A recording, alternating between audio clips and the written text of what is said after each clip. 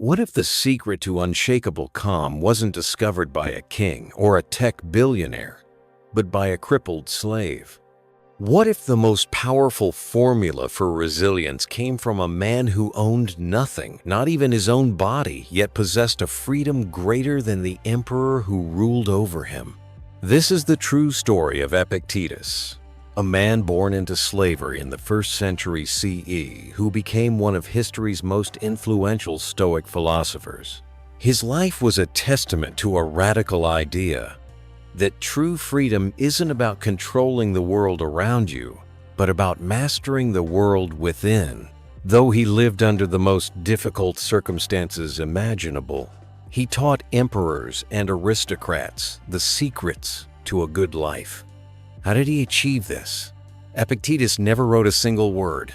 His wisdom survives only through the notes of his student, Arrian. Within those notes lies a timeless, practical system for navigating human existence. He distilled all of Stoic practice into 3 fundamental disciplines, 3 areas of mental training that form a complete blueprint for living with virtue and serenity. These are the discipline of desire, the discipline of action, and the discipline of assent. They provide the answers to 3 of life's most critical questions. What should we want? How should we act? And how should we think?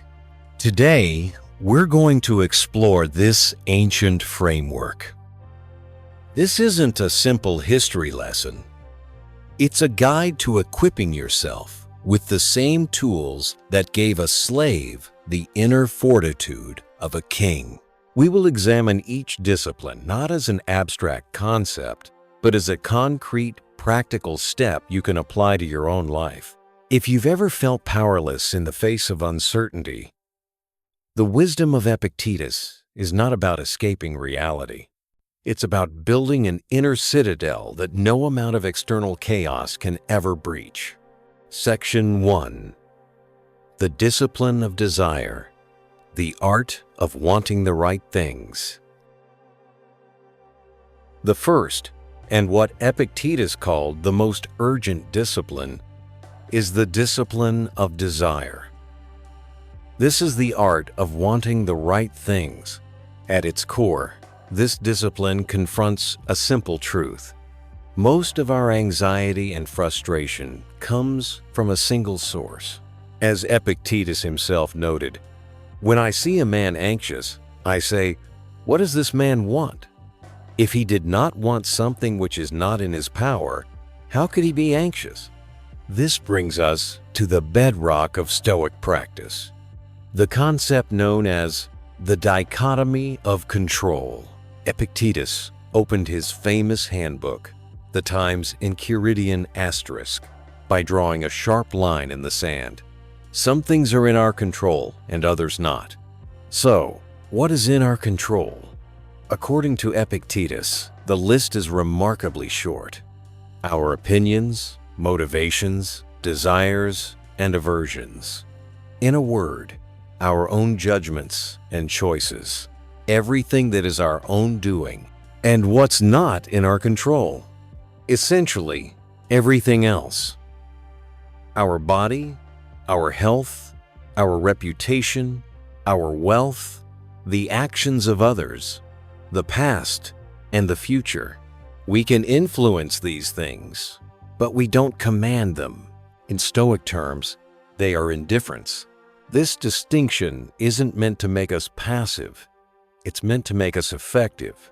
The discipline of desire is the daily practice of training yourself to want only what is within your control, like having sound judgment and making virtuous choices while accepting everything else as it comes.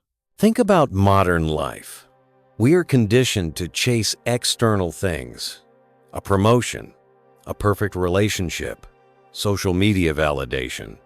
We pin our happiness to specific outcomes, but because those outcomes are never fully in our control, we often live in a state of quiet anxiety, constantly hoping, wishing, and worrying. The Stoic, through the discipline of desire, refuses to play this game. They shift the goalposts. Instead of desiring the promotion, they desire to do their absolute best work. The promotion is external, dependent on a manager's mood or company politics. The quality of one's own effort, however, is entirely internal. Instead of wishing for a first date to go perfectly, the Stoic focuses on being a good listener, on being authentic, on being courageous. Whether the other person is interested is outside of their control, but how they conduct themselves, that is entirely up to them. This is a fundamental shift in what we value, and it involves two key practices. The first is times amor fati, times a loving acceptance of all events. This isn't passive resignation, it's an active, affirmative embrace of reality. It's the understanding that every event, whether we label it good or bad, is part of a vast chain of cause and effect. As Epictetus advised, seek not for events to happen as you wish, but wish events to happen as they do, and your life will go serenely. When a flight is canceled or a project fails, the untrained mind resists and complains, "This shouldn't be happening." The Stoic mind, however, trains itself to say, "This is happening. How can I use it? What virtue can I practice right now?" The second practice is a proactive meditation called negative visualization, or times premeditatio malorum asterisk. Each morning, you can take a moment to reflect on the things you value: your health, your relationships, your career, and contemplate their impermanence. This isn't to create pessimism, but to cultivate a profound gratitude for what you have right now, and to mentally prepare for the reality of change. As Seneca reminded us, what catches us by surprise hurts the most. By remembering that everything we have is on loan from fortune, we hold it more dearly, but also more lightly. Practicing the discipline of desire turns you into a fortress. It means your inner peace is no longer dependent on the chaotic world of externals. You become free because your happiness is tied only to your character, the one thing no one can ever take from you.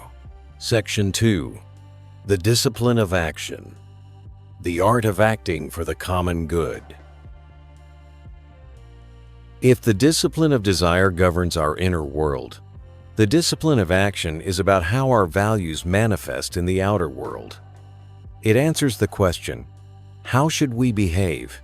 For Epictetus, the answer was deeply social. This discipline is about our duties to others, about acting virtuously in service of the human community. The Stoics had a concept for this called times oikeiosis asterisk, the idea that our sense of self naturally expands. As infants, we care only for ourselves. As we grow, our circle of concern widens to include our family, then friends, our community, and ultimately, all of humanity. The discipline of action is the intentional practice of widening this circle. It is a form of philanthropy, not in the sense of donating money, but in the literal sense of a love for humankind. Epictetus taught that we are fundamentally social creatures. We are not isolated atoms. We are parts of a larger whole. A good human life, therefore, is a life lived in harmony with others. This may sound lofty, but its application is intensely practical. It begins by examining the roles you play: son or daughter, parent, friend, colleague, neighbor, citizen. For each role, the discipline of action asks, what does virtue demand of me here? How can I act with justice, kindness, and fairness in this specific context? This isn't about being a people pleaser. It's about fulfilling your function as a rational, social being. The Stoics use the analogy of an archer. An archer does everything in her power to shoot well. She perfects her stance, her grip, her aim, and her release. This is the discipline of action. But once the arrow leaves the bow, the outcome is not entirely up to her. A gust of wind could push it off course. An untrained person is attached to hitting the bullseye. If they miss, they become frustrated. The Stoic archer, however, finds success in the process times of shooting well. Her goal is not just to hit the target, but to shoot with excellence.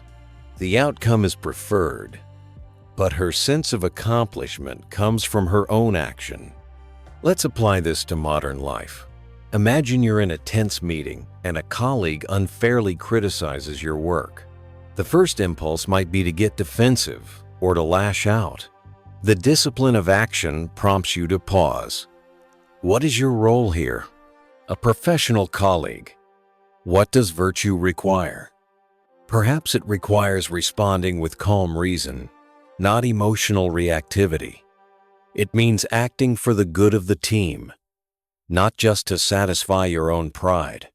This discipline requires us to constantly ask, is this action serving my character? Is it contributing to a more just and cooperative world? Even in this small way, every daily interaction becomes a training ground. Driving in traffic is an opportunity for patience. A difficult conversation is a test of empathy. A key part of this is the reserve clause. This means undertaking every action with the mental caveat, fate permitting. You will do your best to help a friend, fate permitting. You will strive to complete a project on time, fate permitting . This clause builds the wisdom of the discipline of desire directly into our actions. It allows us to act with full commitment, but without the fragile attachment to outcomes that create so much suffering. We act boldly, but accept results humbly. Practicing the discipline of action means understanding that character is a verb. It is defined not by what you believe, but by what you do.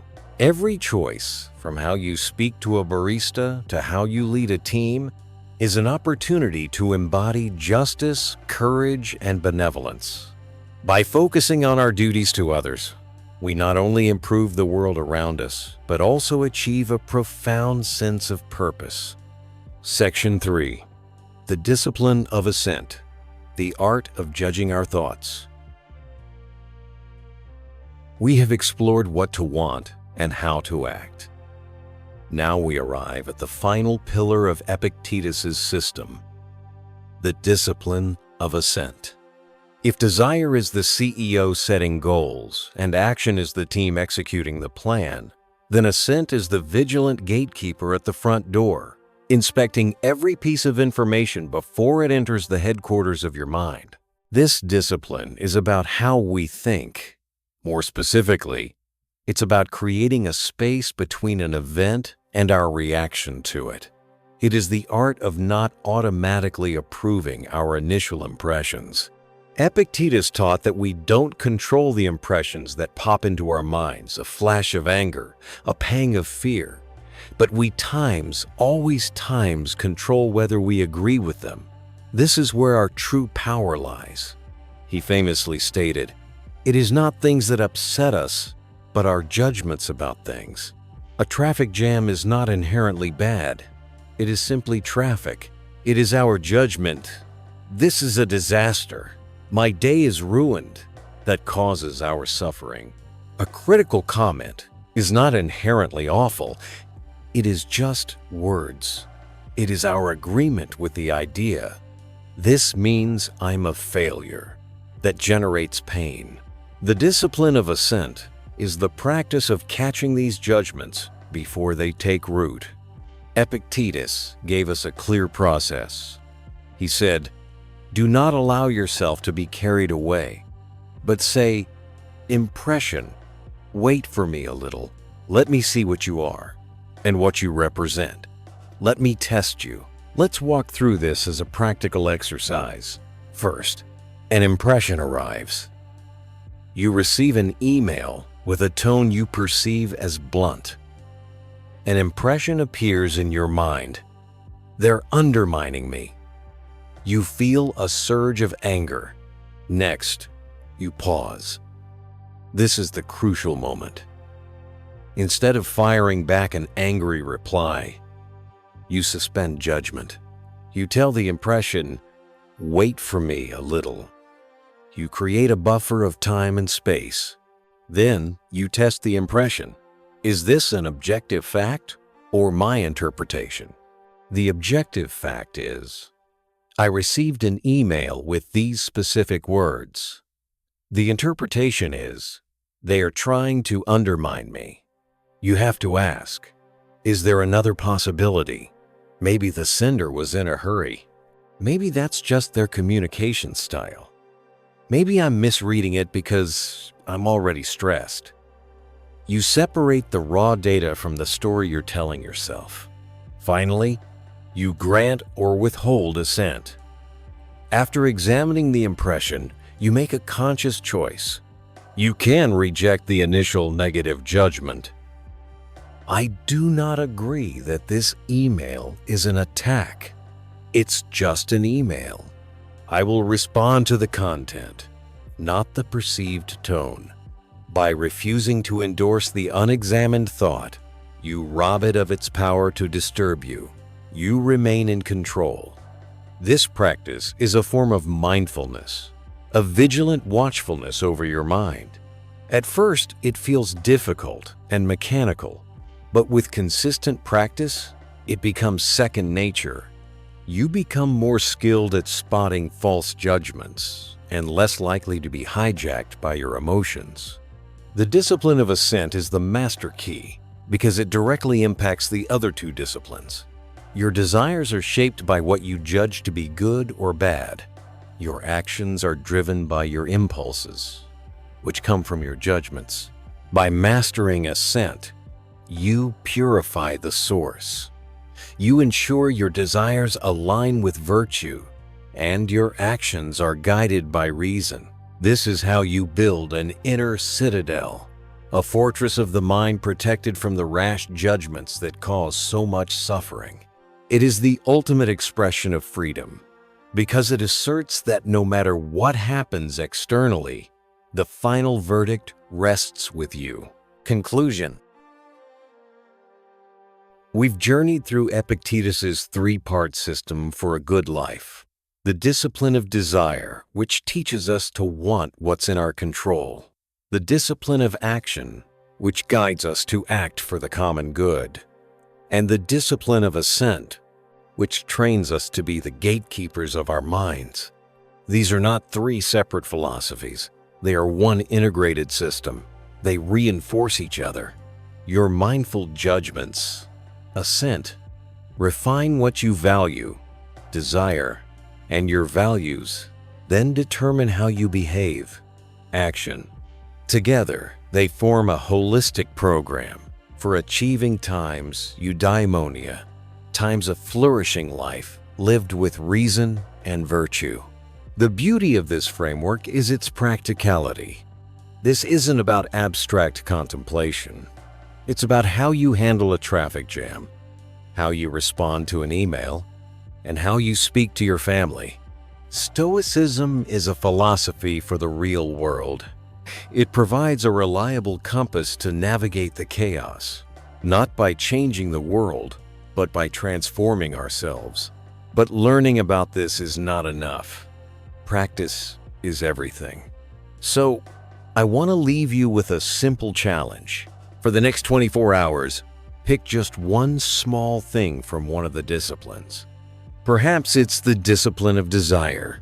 The next time you feel anxious, pause and ask yourself, what do I want right now that is outside of my control? Then, consciously shift your focus to your own effort instead of the outcome. Or maybe it's the discipline of action. Choose one interaction today and consciously try to act with patience, justice, and kindness, fulfilling your role in the human community. Or you could try the discipline of assent. The next time you feel a strong negative emotion, just pause. Say to the impression, wait a minute, let me test you. Separate the event from your judgment about it. Pick one, just one. and see what happens.